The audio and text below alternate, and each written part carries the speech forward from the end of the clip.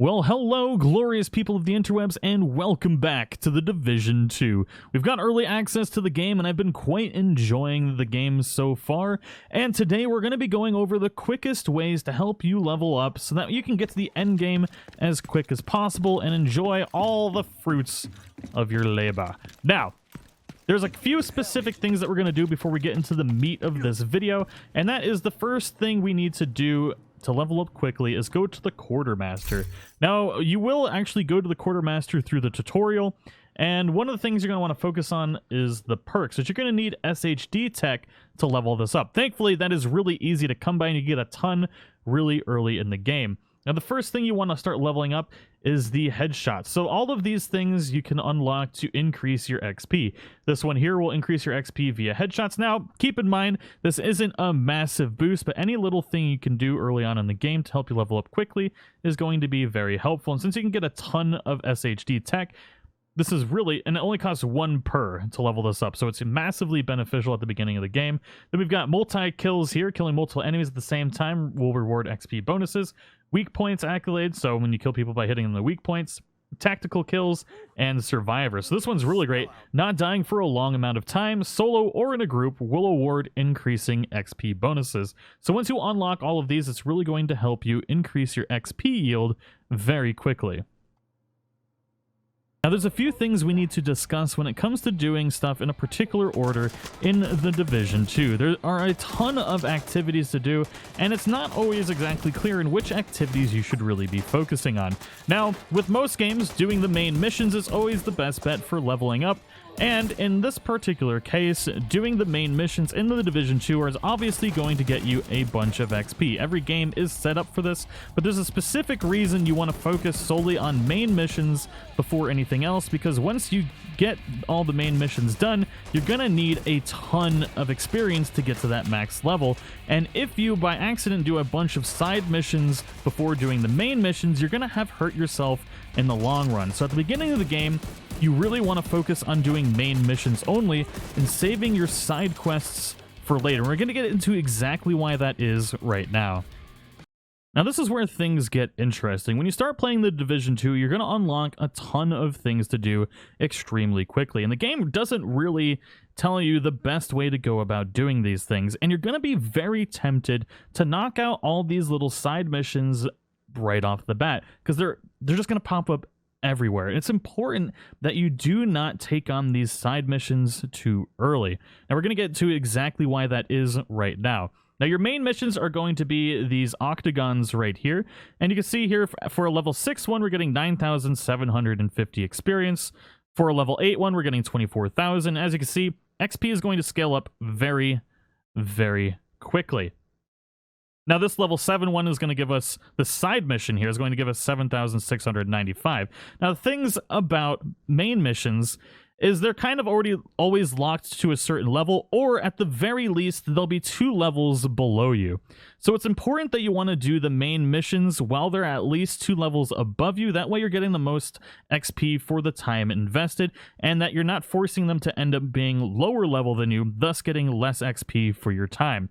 So it's important that you do that, and it will scale with you as well, but not nearly as much as side missions. Side missions will always 100% scale to your level. If you're level 5, it's going to be level 5. If you're level 29, it's going to be level 29. And this is why saving side missions is very, very important. As you can see, at level 5, we're going to get 4,275 experience for doing this. Now, if you burn through all of your side missions when you're like level 5 to 10, you're going to get very little XP for having done that. But if you wait until you've completed all your main missions, and say you're at like level 23 or something, you're trying to get those last few levels to level 30, you're going to be getting 201,000 for each of those side missions, or whatever it is at that current level. So it's very important that you save as many of these side missions as humanly possible, because these are the only missions in the game that 100% scale to your level. Now, if you encounter a main mission where you need to get increased levels, I would recommend going through and doing maybe 1 or 2 side missions if you really need to, but I would recommend doing things like demolition sites and things like that aren't going to basically diminish your ability to use your side missions at endgame, which is where you're really going to be able to get ahead of everybody else, because you'll have all of these that they may have burned through at lower levels. Now, when it comes to killing NPCs, it is a very inefficient way to level up in the Division 2. At lower levels, it's going to seem pretty great because at level 5, you're getting 35 experience per kill, but as you level up, you require so much more XP to level up, and while the kills do on NPCs, they do scale up with you, but it's not at the same rate that you require to level up. So at level 5, if we're getting 35 XP per kill and require a certain number, maybe it takes like 130 NPCs to get a level or something like that. But at a much higher level, it's going to require thousands upon thousands of NPCs killed before you're actually going to be able to level up. So farming NPCs is not going to be very efficient, and farming those side quests at those higher levels is going to be the best way to level up.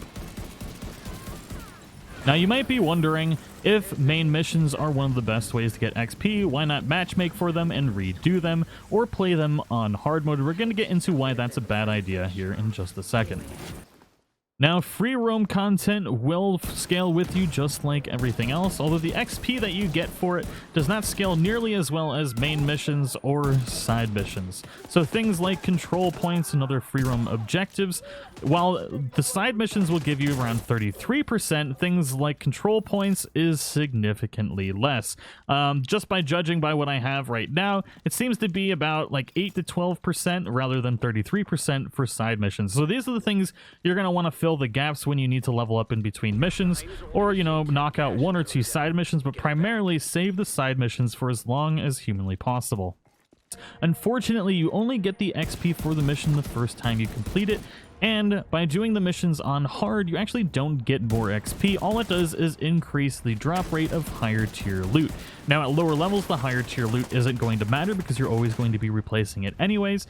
So even doing missions at lower levels on hard mode for the first time isn't worth it because you're going to be replacing the loot anyways pretty much right away. Unless you really want to complete it in hard mode, that is 100% up to you.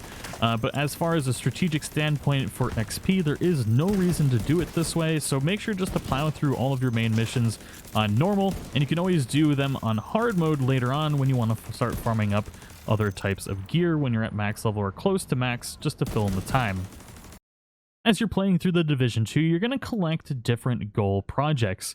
Now, these will net you bonus experience when you complete them, but they will not scale to your level, so you can complete them at pretty much any time if you so desire. But one thing I wanted to point out is a lot of these are going to require you donating specific types of gear. Now, I'm pointing this out because a lot of you may think to just deconstruct anything that you get that you're not going to use, but it might behoove you to save some of this to not only get specific blueprints that you're going to need at the end of the game, but some bonus XP that's going to come in really handy at lower levels. So make sure you save some of these items or pay attention to your goal projects and not deconstruct everything right away, because some of it may come in very handy towards the end of the game. Now, also, you're going to need tons and tons of crafting materials for the end game as well, so just keep that in mind and just try and save what you can and deconstruct what you don't need, as far as paying attention to the goal projects as well. Now, just for a recap, you are going to definitely want to make sure to do the main missions as quick as humanly possible. And this may seem pretty self-explanatory, but in this particular case, it is imperative that you save your side missions. If you're like me and you enjoy side mission content, I usually tend to knock all of that stuff out before or in between each of the side or of the main missions. But in this particular case, it's really imperative that you save these side missions for the later part of the game, or when you absolutely need to level up for a main mission. Otherwise, you never really want to do these because the main missions will not get you to max level. So having these side missions available to you in the later part of the game is going to give you a massive benefit over other players that knock out all these side missions at lower levels. So it's very, very important to do it in the specific order.